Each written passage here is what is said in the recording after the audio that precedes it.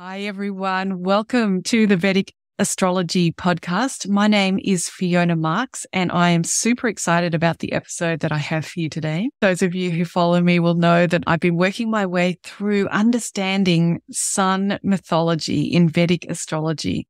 And I guess in the context of Vedic mythology, I have never really connected particularly too much with any of the mythology, apart from one story, which is about Kali. And I love so many things about that Kali mythology, which we're not getting into today. But I do want to highlight that one of the things that Kali does when she comes to end the war of all wars, to clean up all the mess of all the stuff that's gone down, she cuts off the heads and she wears all of these skeletons around her neck, and not skeletons, skulls.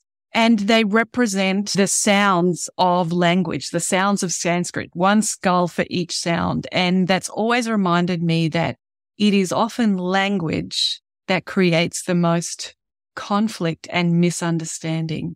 And that's really what Nisha, with her enormous heart, has brought to us here today, is the opportunity to examine the language that has encased the mythology, in this case, the sun mythology, and can be leading us towards misunderstandings and hurt and suffering and feeling disconnected or not recognized, not seen. So today, the two of us are going to do our best to wade into the glory of the sun mythology and use our Kali inspiration to remove language that's causing misunderstanding and suffering. And I hope that you will join us on this journey. I'm here today with my friend Nisha, and we are both astrology enthusiasts. In fact, Vedic astrology enthusiasts. We always strive to learn more about Vedic astrology. Nisha, what would you like to share about what brought us together? I feel very fortunate to have connected with you. I just throughout the years have always loved the culture that I come from, being Indian.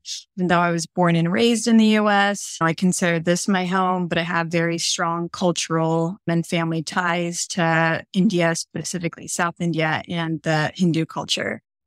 And so I've always loved it. But I think with all like old and ancient cultures and religions, there's a lot of complexity and a lot of, let's say, texture.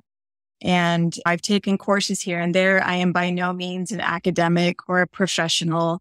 I've read books and I've experienced Hinduism like first person, but that's really the extent. And so in the last, I would say 7 years or so, I've been really attracted to Vedic astrology. And it's not necessarily a very popular topic amongst people my age. A lot of people just ignore it. And even traditionally, when it was used for arranged marriages and stuff, pretty sure that's how my parents got married and a lot of other people. That's still used a little bit, but it's not given, I would say, the same seriousness or gravity that it was in previous generations, especially with the diaspora moving out of India, but also India itself is changing. And I'm just very curious because I love symbology and I love archetypes and what are the meanings behind things. And so that's what really brought me to it. And I started taking Vedic astrology courses from a variety of teachers, both from India and also from here, from the West. And I've always gotten to a point, and then when it comes across like the mythology and other things, I stop learning because I stop seeing the relevance. But yet the culture and the tradition is still very popular. And in fact, it's growing in popularity in the West. I just really have been reaching out to a variety of people who teach Vedic astrology or actual practitioners and wondering just about how we can make like the beauty of the system and the wisdom of the system more relevant and more inviting to people of all backgrounds. And I think that for something to survive, or like a culture or a tradition, a wisdom tradition to survive, it also needs to meet people where they're at. And so I think because our world is changing so much and because people still want like that spiritual lineage, whether or not you're ethnically from that area, just having that sort of like the ancients and their wisdom, like that we can wrap ourselves in like a warm blanket is very appealing. And so it would sadden me with some of the language that I saw in the more traditional forms of the myths and that were just not as inviting. I really appreciated that you did reach out and contact me because I've also gained a lot in our researching for this discussion. It's also brought a lot for me as well, because I think that like you, I can find the language a bit off-putting. And as I'm not from that culture, I have the luxury of kind of picking and choosing a little bit at my way to understand Vedic astrology because I come to it as an adult, as a study, as a science. So I can pick and choose the bits that help me make meaning. And I have to admit that the language of the mythology, it just didn't resonate for me. So I hadn't put much attention on it. So I've really appreciated also the research that we've been doing. What are the archetypal energies that are really important about this mythology? So for me, this has been a process of digesting and really gaining the nutrition from these myths that otherwise I just I was a bit repulsed by them, so I didn't engage with trying to understand them. So to get us started, I do think that it's really important to acknowledge that this is a mythology that has withstood the test of time. And you think about how many cultures have been on Earth and have had their stories and their own culture and their own ceremonies and practices and dances and artwork. Humanity is really rich in the way that we creatively respond to our environment and to the pressures that we feel, the suffering that we go through. So there are many hundreds of different cultures that have bloomed over the millennia, and some of those have come and gone. Some of them have been integrated into bigger cultures, or when wars have happened, things have been combined, and then others have managed to survive all the way through to the present day. And I think this is something really to be acknowledged about the mythology, that it's written in such a way, perhaps, that it's full of salacious elements that help Vedic astrology, mythology become like memes that we send each other around on TikTok or whatever. The mythology has had these catchy elements that make it memorable. And perhaps this is part of its story of success. So while I might struggle in the present as a Western woman raised in the late 20th century, I might find some of the language a bit unpalatable. I do have to acknowledge that the strategy to make the mythology tantalizing, rememberable has worked, because here we are with all of this Vedic astrology, mythology to talk about. And we also have to think about that if we feel comfortable with the idea of cyclical time, or that our little solar system is moving closer to the center of the galaxy at some periods of time, and other times it's moving far away from the center of the galaxy. If we have that idea that time is evolving in this cyclical way, we could also acknowledge that these myths have survived the Iron Age, or the darkest times of humanity, where the human mind was really affected by the tamasic karma that we were all engaging in, stories of war and hardship and terrible events. You maybe reflected what was going on during this Iron Age period as well. And now as we move, as our solar system moves as close as it gets to the center of the galaxy, it's natural for us to go through a process of purifying and taking out the impurities that have gotten into these really powerful archetype stories. I think what you said is spot on. I think an important point that you bring up that I can, as you said, like just someone living in the times that we live in right now, I can sometimes forget in what state the world was in when these myths were originated. And even as they were changed up, let's say 1,000 years later, or 500 years later, with as many variations that it's probably already gone through.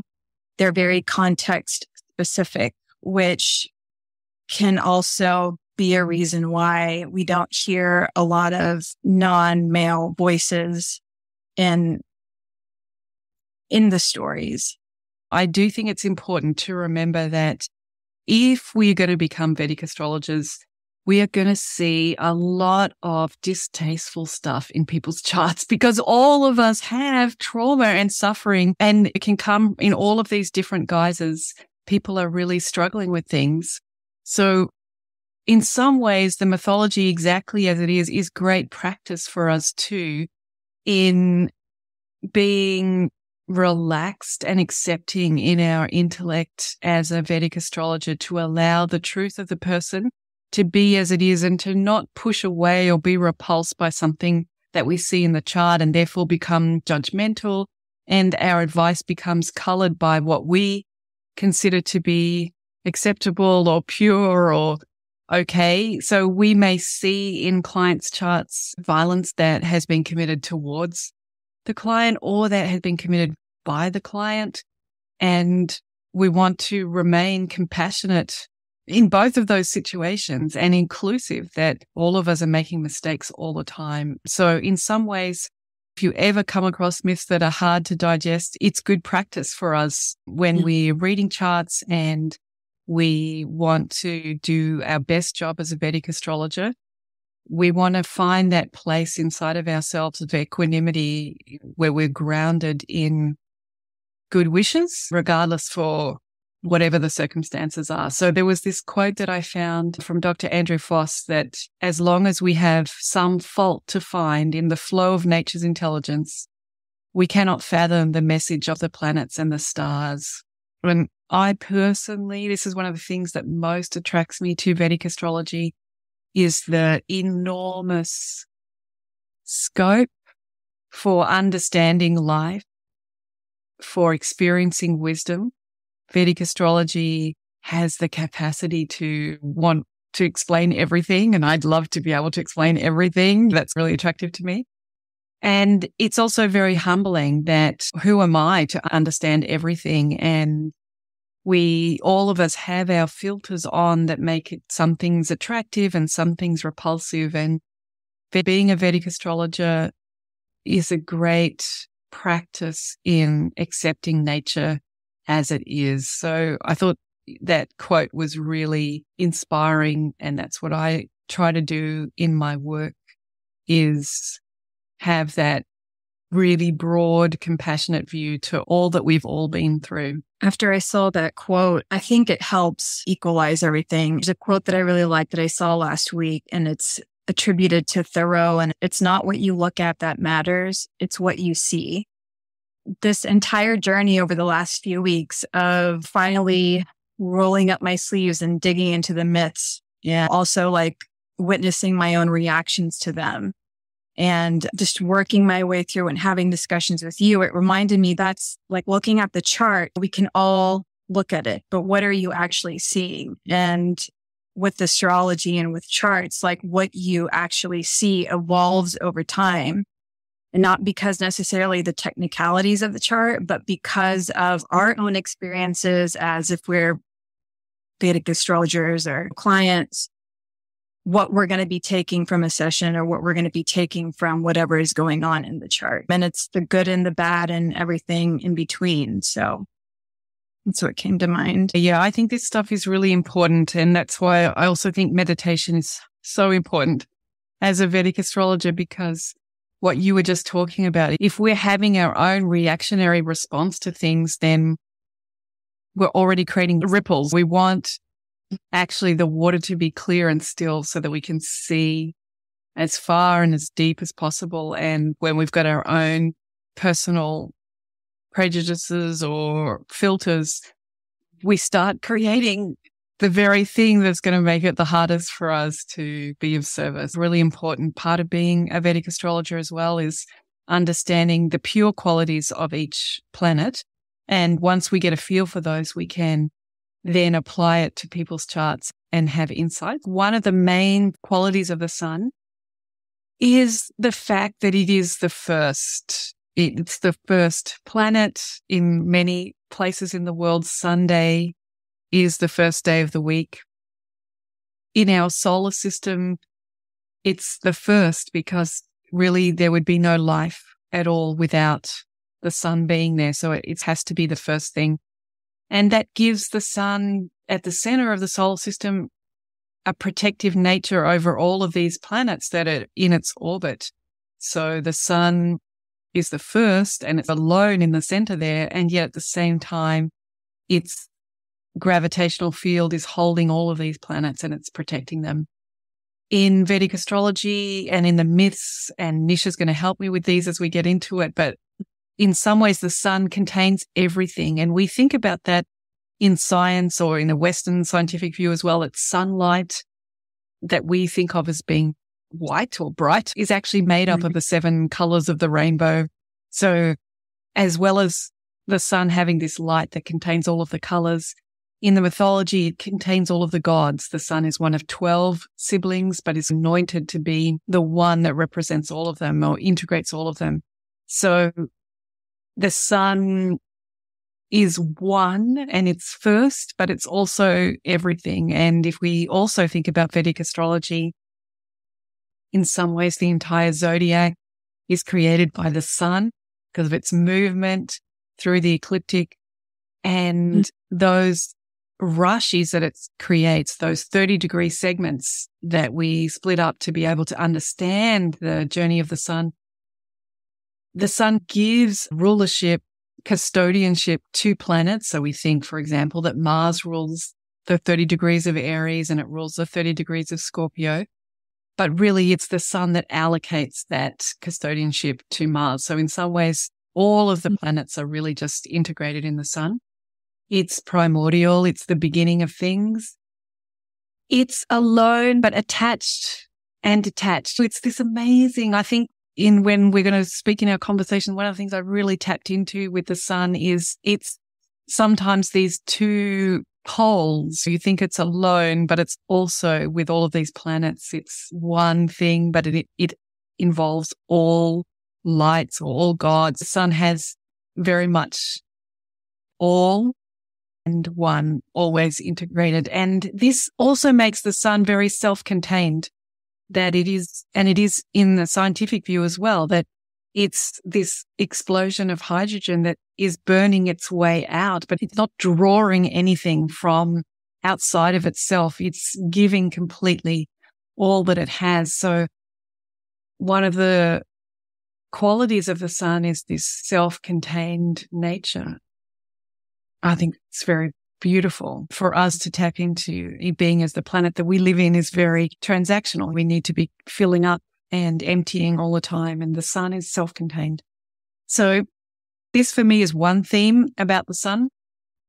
Our second theme of the qualities of the sun, I think, is around it being imperishable and inconceivable. And as scientists, we can't even send a probe really right into the sun because it would just burn up and explode. So in that way, it's inconceivable. We completely understand it, but we can never get close enough to experience it. It's associated with truth and with sattva. It's timeless, but it is the creator of time. And this again speaks to those two poles for me, that the sun is stationary there in the center of the solar system. And at the same time, it moves through our day and night. And that's what gives us a sense of time passing. It's all knowing. It is surrendered to natural laws. And we can think about that in the way that the sun always comes up. No matter what is going on with our lives, one can draw hope from the fact that the sun always comes up, and the sun, this enormous God that we're going to speak about, is completely surrendered to these laws of nature. And that makes it peaceful. And I love that because I think of the sun as being very hot and dynamic and exploding. And so I love this idea that it's at peace. It's not trying to move anywhere or go anywhere. It's already there. And another phrase that I was reading about with the sun is that it's non-masticating, that it doesn't digest in the way that you and I digest. We have to take time to break down things, and draw those nutrients out, the sun is those rays of sunlight just take away the darkness. So its process of integrating the light or experiencing the light is just complete surrender to the experience of the light, very surrendered to the laws of nature and to the process of enlightenment. A third theme of qualities around the sun is all of the things that we think about, the sunlight, the brightness, that strength, the vitality. In Vedic astrology, it relates to the bones and to pitta. It looks in all directions, and you think of that sunlight just spreading out in all directions. It's inspirational and it's pure. So for me, there's a whole lot of qualities of the sun around that lightness and brightness. And then a fourth area that I noticed was the energy of up, that it's upstanding, that it's moral, noble, righteous, confident, dependable, trustworthy, and an authority. So these are important qualities of the sun when we look at it in someone's chart. And the fifth area is all of the awakening, opening, tenderness that the sun does. If you're in the Northern Hemisphere right now, we see the sun each day just drawing a little more tenderness out of the trees and out of the earth as these baby shoots of life come back to life after their winter rest. The sun is detoxifying. It opens the chakras and it moves through the chakras. It's also cruel and it removes the darkness. So it has this effect. We call it a cruel planet in Vedic astrology, but it has that effect of helping us to notice what doesn't belong to our purity. And it shines a light on those things, and that doesn't feel very pleasant. So we call it cruel, but that's its job, is to detoxify. So these are the kind of 5 areas of qualities. I think that's a great descriptors of the sun. And one thing that really sticks out to me when I was researching was that the sun represents our ego and our atma. So it represents both the soul and the ego.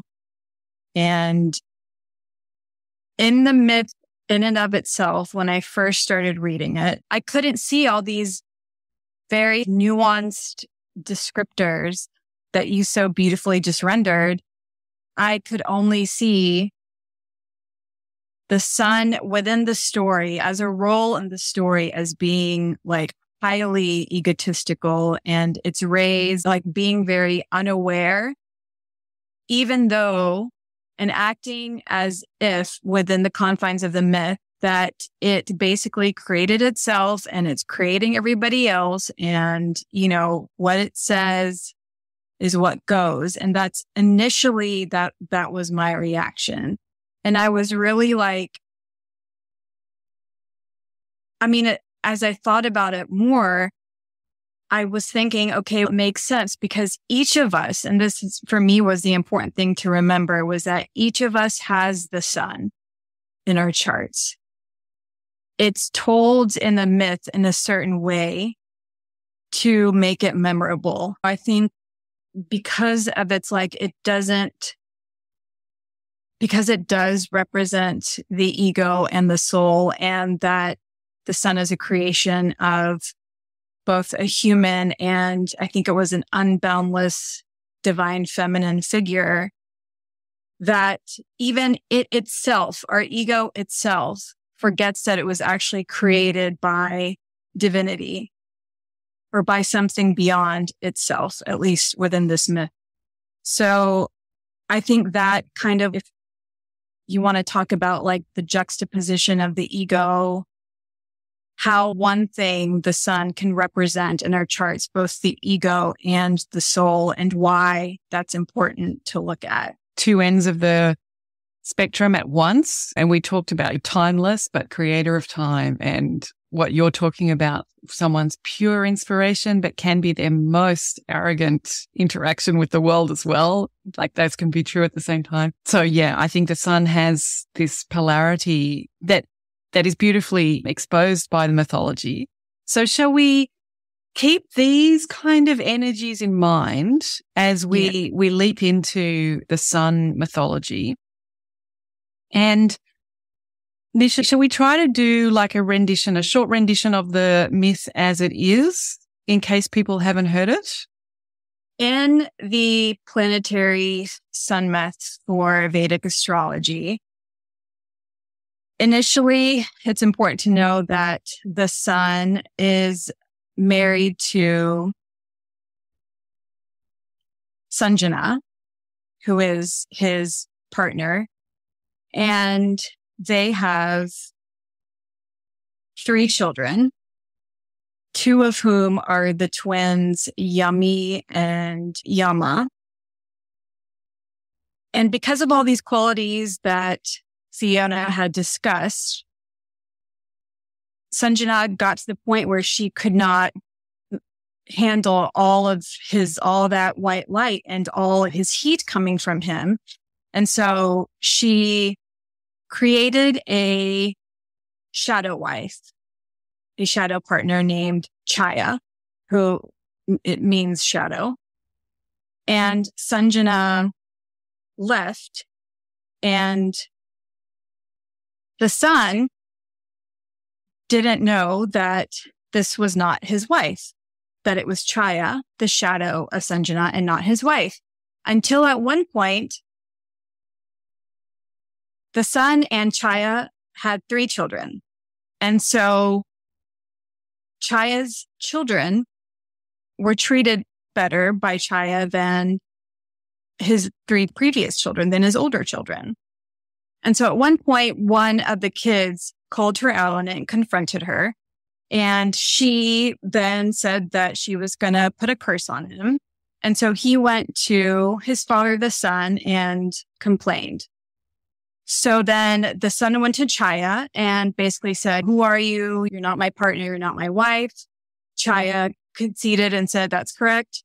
And so the son went on a hunt to go find Sanjana.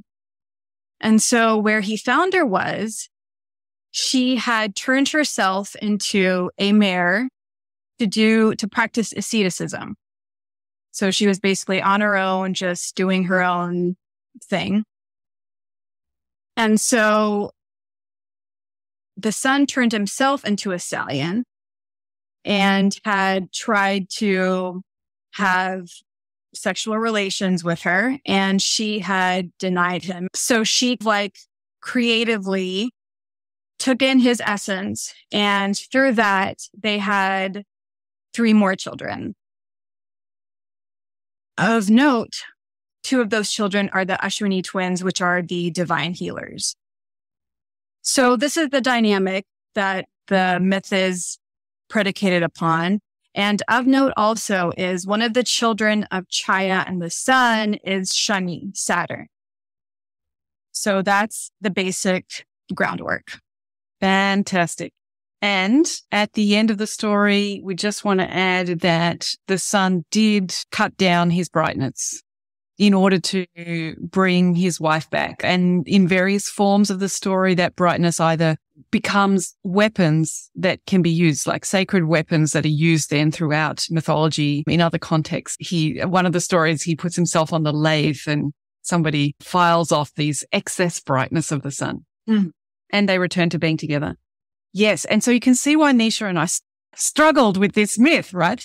And I think we all have this baggage from our journey through the Iron Age, through the Kali Yuga, that we have this pain and suffering about the way women have been treated, the domestic violence, the rape, the not being equal partners. All of this is inbuilt into our filters as women, and we can hear this story and be horrified at the sort of misogynistic or male-dominated. That's what seems to come when we hear the story. So Nisha and I took on the big task of taking a deep breath and saying, okay, but there is obviously really worthwhile in this story because it has lasted the test of time. So then how could we tell this story without including gender? Because with the gender goggles on, we're instantly snapping into some position about domestic violence and about violence in general and about power imbalances. So if we can just take the gender out, we might be able to get to the archetype. So this is what we did, and we look forward to what you think, whether we're capturing this story. So if we're zooming out and we're just saying, what is really happening in this myth? I consider this main Vedic astrology myth of the sun is like a primordial creation myth about the sun's origin and life as a partner and as a parent. And I think those are themes that we can all relate to, being partners and maybe being parents or being in families. Like we all know those dynamics. And this shows that the sun, the giver of all light and life on the planet, was created in the story, was created by the combination of a sage and a goddess. So for me, that spoke about these dichotomies that we've already spoken about of the sun, that right at the beginning of this primal story, we're already mixing the material with the ethereal or that God world. So we have a human sage and the boundless goddess are the parents of the sun. And I think this is important because throughout understanding the sun, we have these polarities to get to. And I just think this is a beautiful reminder of how intrinsically linked the earth and the sun are. That this parentage of the sun already tells us how important the earth is. So I love that. And this linking of the sun with the earth speaks to us about how the sun is operating both at the God level and at the earthly level. And then next thing that happened, that the sun is one of 12 children in the mythology. And I thought that was lovely because the zodiac contains these 12 signs. And the sun is asked to become the main god. This talks about how white light contains all of the colors and the sun really has everything in it. It's very primordial in that way, that the very essence of the sun is actually made up of everything. And then as we get closer to the story that we just shared, it begins with that the sun finds a partner. So we're all going through that experience and they have 3 children and the partner finds the sun's brightness unbearable. And this is because of what we already talked about when we looked at all of those qualities of the sun. It's dharmic, it's bright, it's self-contained, it's detoxifying. It can be hard to be close to that. It's just so purely detoxifying, so bright that is bleaching and overpowering everything. Who can actually hold their own when they're standing next to the sun, the brightest star in our sky? And I think this is a really important part of the mythology because it tells us when we have strong suns in our chart, when the sun in our chart is in a good position, is very strong in Shadbala, or perhaps when it's very close to other planets, that sun could be very powerful and we might feel really great about it, but it might be hard for other people to take. So I think this is a beautiful thing that's in the mythology. I think right here it encapsulates everything, all the various characteristics of the sun. When you take a step back away from the myth, it's very easy to see that, at least in the beginning, that this is where the sun is coming from, like that huge ego element that seems to really present itself later on. We talked about in the qualities of the sun, it being the first and it being alone, that when one is really jamming, like when you're in your vibe, when everything feels like it's just flowing and you're in this creative expression that feels so good, so dharmic, so righteous, you're doing what you're supposed to do, you're doing it well, it's having results, that you're just beaming with satisfaction at your own amazing experience of being alive. And in some ways, we all crave that and it's really good to feel that. And we're all striving with our charts to find where's that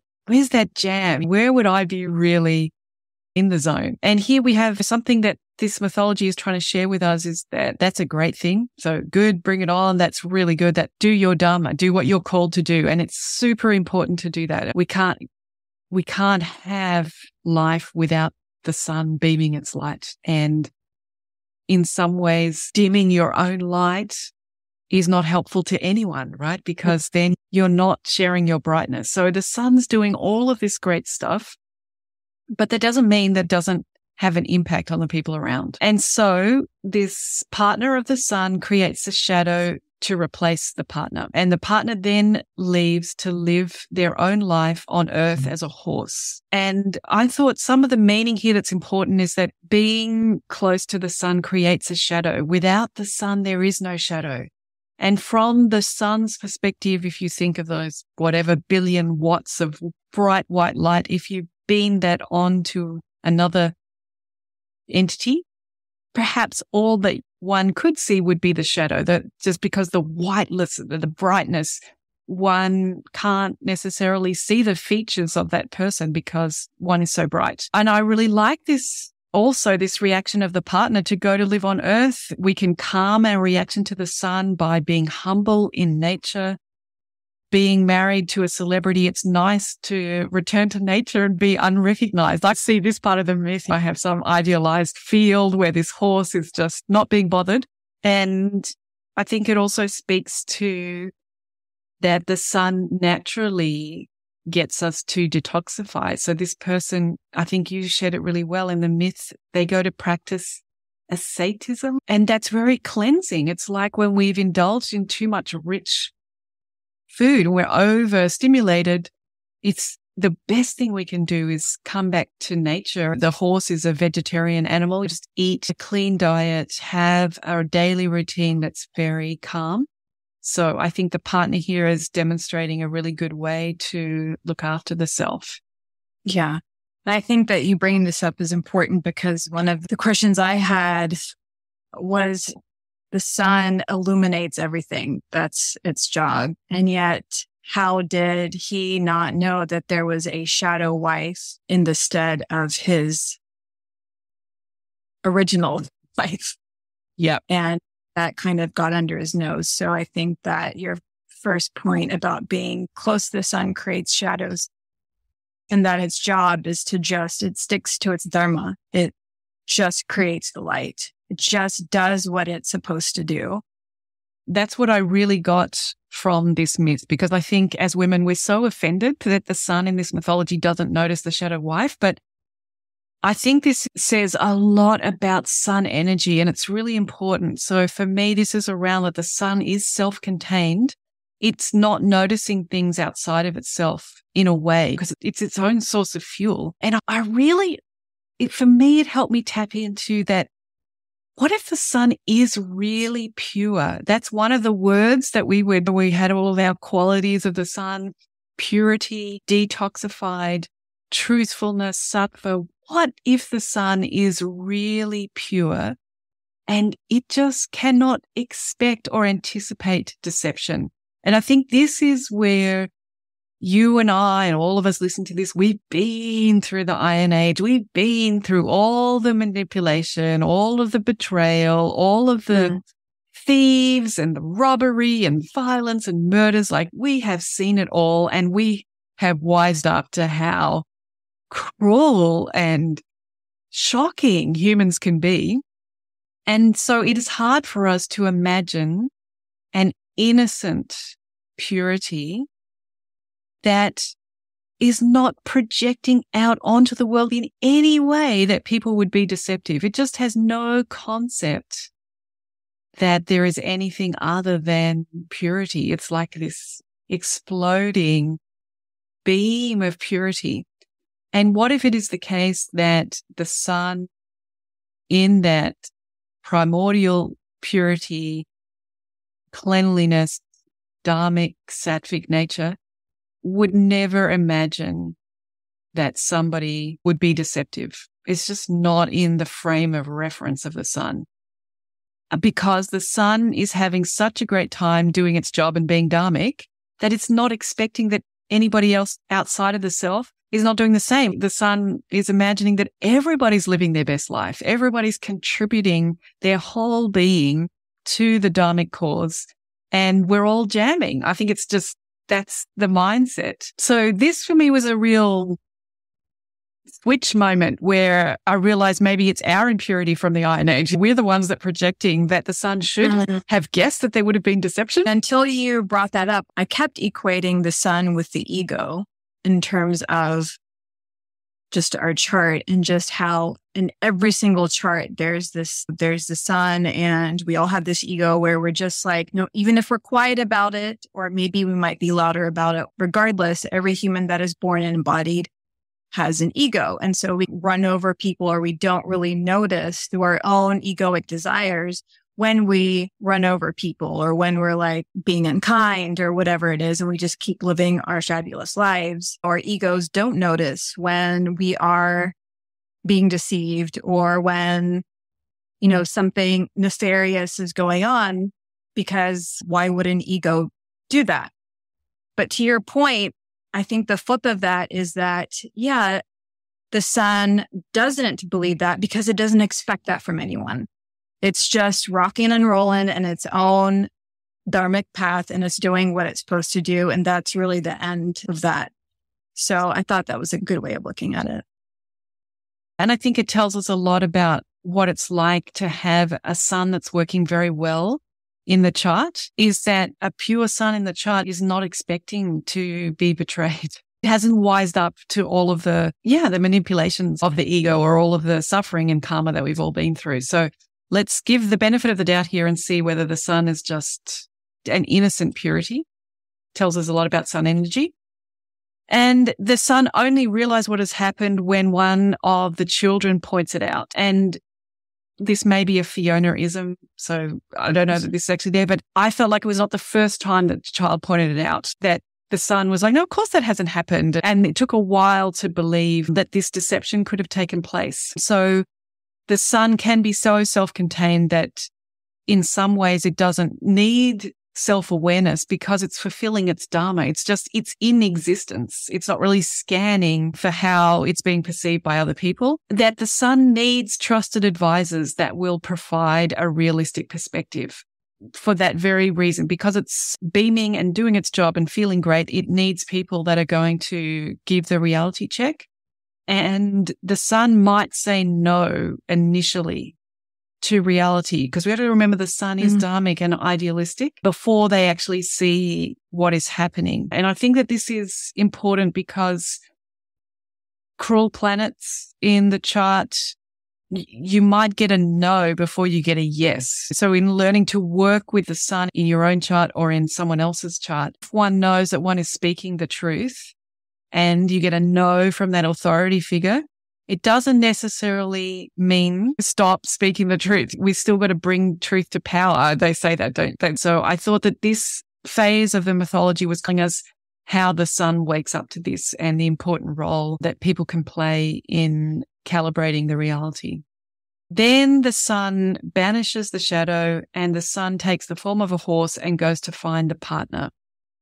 So here, I think some of the qualities of the sun to pick up on is that the sun will make sacrifices to correct errors. So it sacrifices the second wife, deals with the dharma, and pays the price. It can modify its form to correct dharma. So that's a beautiful quality to have. And the sun can meet people where they are if given enough motivation. So we've talked about that it is in its own world, but it is able to transform into the horse. And the idea of no one is left behind, that the sun is the ruler or the king or whatever. It's the sun at the center of the solar system that protects all of its subjects and all of its planets. We could imagine if one of the planets wants to spin off, leave the orbit of the sun and leave the solar system, the sun's got this natural kind of protective comeback. No one's left behind. And this also reminds me of that parental role of the sun, that, it's always going to want to bring the children into the orbit and bring the spouse, the partner into the orbit. It reminds me that each of us as a human, we have a set of eyes and one body through which to enact our ego and our human lives. That's all we have. So that's really our perspective. That's a very egoic and not necessarily good or bad. It's just a neutral thing. That's a very egoic perspective just by the sheer way that we're biologically made. And I think that this part helps me remember that our egos need to be checked and that the sun is emitting all of this light and all of its brightness, and it has its dharmic path, but it's also very necessarily part of a larger system where it does not and cannot live in isolation. It wasn't self-created. Although the other planets and although the other people in the orbit of the sun really rely on that gravitational force, without all of those other actors there, the sun really doesn't have meaning. Because then who's going to be receiving the light that the sun emits in all of its forms? So that's what really spoke to me. And then in the myth, as it continues, the sun forces the partner to return. And then the sun, in terms of what we can learn about the sun from this mythology, that the sun can be so motivated by doing the right thing that the end justifies the means. And we see that in astrology when sun has low digbala. So I think it's already telling us a lot about the sun and how to use it in the chart. The sun will use its quality of creativity to find ways to bring their lost subjects back home. And importantly, it doesn't feel nice when the sun is protective. We can talk about this word protective and it sounds really good and it is a good thing. But we all remember what it's like to be scolded by a parent when we were a child. And like the example is when the child is daydreaming itself walking across the road, and the parent sometimes has to pull the child out of its daydream, its happy little world that it's in, and pull it back to the side of the road and be like, don't do that. And there's no time in that danger situation for the sun to speak gently and to negotiate and to come into harmony and rapport with the person and affect reality in that way. The protective parent just has to come in and stop the child from being harmed. So it's good for us to remember that when we're working with our own sun in the chart and with other people's suns that are in our authority figures for us to our chart, that it doesn't feel nice when the sun is protective. And at the same time, it's an important thing. It's an important role in all of the things that need to be done in reality. There is a role of protection that occasionally needs to be activated. Yeah. Yeah. And I would say here with the role as protector, the sun had to make sacrifices. And I think that when you're in community, which all of us always are, and our egos always bumping up against each other every single day, and even within different parts of ourselves, that you cannot control, you cannot force, in order for things to get better for yourself, you cannot, at the end of the day, completely and totally control something outside of yourself. And so I think with the sun throughout the myth has had to learn several different ways from other people or other characters in the myth that there is a limit to what others will accept and ways in which we need to modify our own behavior to make it better for ourselves and for everyone else. Yes. And in this myth, as it continues, the partner resists and has their own response to the sun's creativity. And this unique and unexpected response produces good results. And this, for me, as a Vedic astrologer, talks to me about how malefics teach us that we are stronger and more capable than we think. And it doesn't feel nice when malefics are teaching us. But it doesn't feel nice, but actually we're stronger and more empowered at the end of the experience. Whereas when benefics teach us, it can be so easy and gentle that we're not sure whether we did it, whether inside the self I actually have that, or whether just the circumstances were so good that it happened and I was there, so it looked like I did it. Whereas malefics let you know that you found it within yourself. And you contributed to something. You've used your own power. So I thought that this, perhaps for me, the least palatable part of this myth was actually insightful in how malefics feel in your own chart or when you're interacting with other people's malefics through their chart into your chart. When the sun reveals to the partner that they're not a horse, but actually that they are the sun, the partner is able to articulate the experience of finding the sun unbearable. And the sun finds a way to modify their brightness and share what they don't need for the benefit of all. So through a process, they let go of some of their brightness in the mythology, and that becomes shields and spears or discuses or something that are used later on in the mythology. So I think that this part of the myth tells me that the sun can listen and make changes, and that the sun has more than enough to share. And if the sun doesn't want to be alone, it will have to share itself professionally outside of the partnership, in order to be close to a very strong sun partner. You might need that sun to be really sharing themselves professionally, like this sun created shields and swords and discuses. We need that so that when the sun is with the partner, that brightness is already being fulfilled in another area of the chart, so it's not overpowering to the partner. Mm. But I also think that one of the takeaways for me really of this whole myth is that the sun needs the partner to share the partner's reality. And when we find in our lives people who are a bit self-absorbed in their greatness of what's occurring in their experience of being alive, we can project onto them that they're arrogant and they're not listening. And this myth is reminding us to have the courage to speak truth to power. So the partner here could have, instead of turning into a horse and the shadow and all of the karma that comes from this mythology that I hope Nisha and I will get to speak about later as we work our way through these myths, instead of creating all of that karma, the partner could have spoken directly to the sun before leaving. And this myth reminds us that is perhaps a quality of that powerful brightness of whoever that is in your chart or wherever that is in your chart, that have the courage to speak the truth. And then the sun may be able to modify.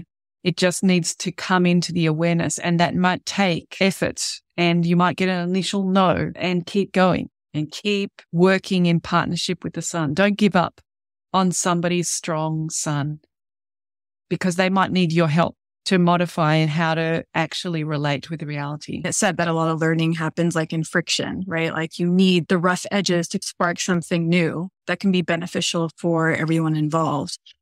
And I would say that for me, the sun myth shows the importance of balance just between our egoic selves and the soul, the individual self versus the collective, and that it cannot and does not even want to survive on its own or thrive on its own.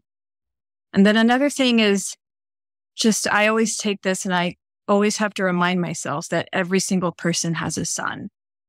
Every single person has these characteristics, regardless if you're born into this world, you have a sun. And so I think with this is that it reminded me to be gentle with myself, because the sun can be a harsh thing to deal with. And I, again, equate that whether it's in a good placement or not. I feel like we're humans and we have egos, and our egos are there to serve us, but they also serve as ways to learn the very difficult lessons. And so to use other aspects of that myth, the more gentler aspects of that myth, as a way to have self-acceptance about your ego and to just be kinder to yourself when it comes to being very human. So I would say that was a big lesson for me here.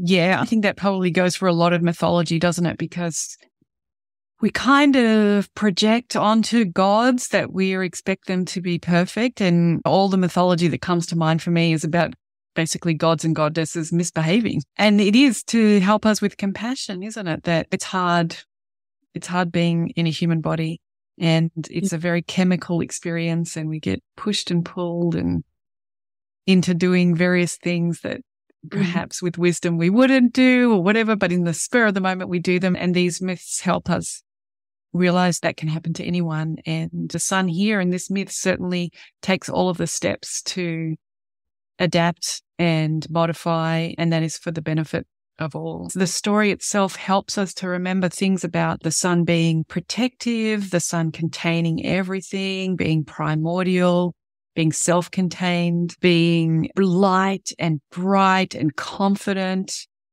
being pure, being noble. Once it found out what it had done, you're taking action to address that straight away.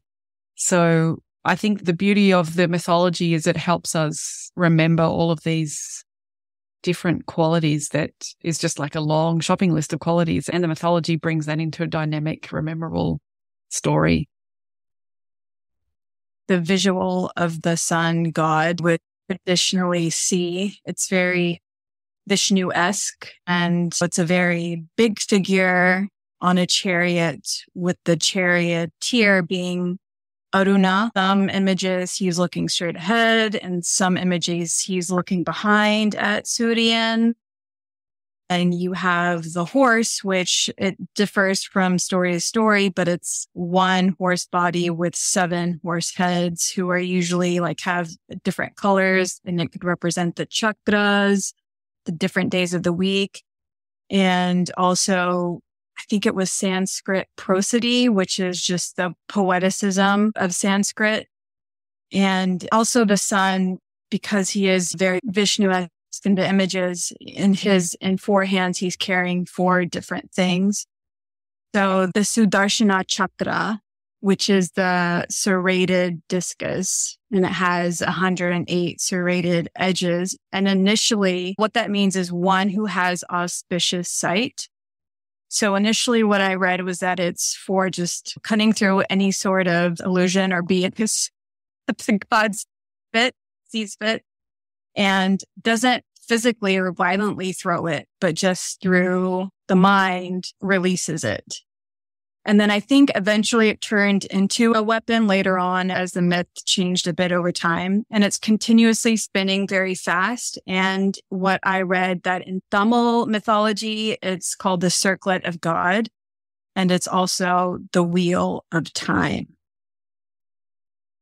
And the sun is also holding the Padma or lotus flower, which is commonly seen.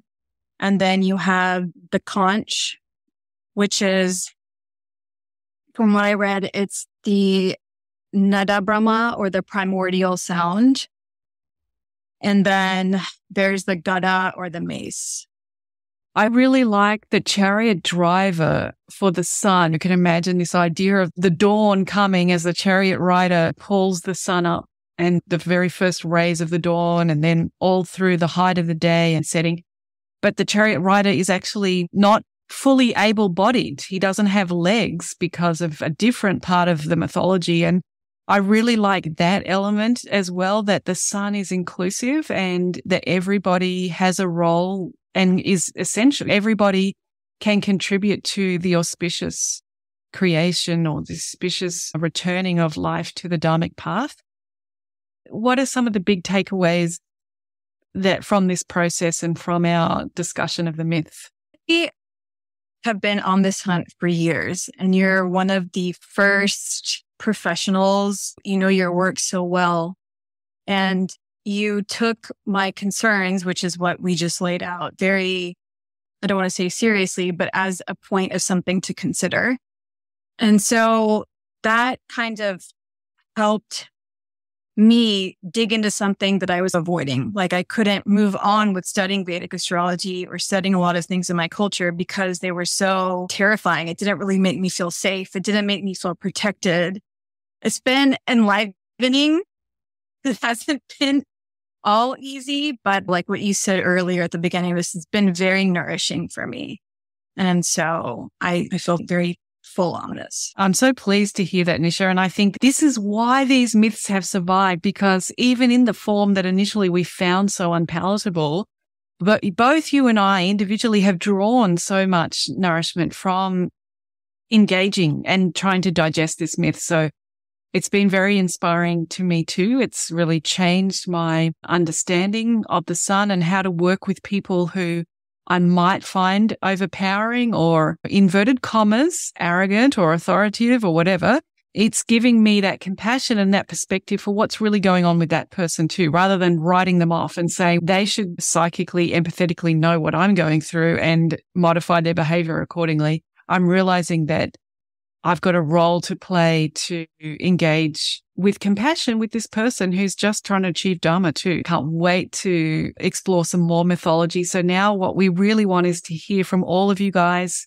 What did you think? Have you also struggled sometimes with digesting some of these stories? Did you find this helpful? What would you include? What would you change? We're really enthusiastic about perhaps working our way through the pantheon of at least the planets and seeing what the mythology might reveal to us. So now let us know what you think. And then until we hear from you and until the next time that I get together with Nisha here, I just wanted to thank so much Nisha for contacting me and creatively prompting this investigation. I've really gained a lot from it. So thank you so much, Nisha.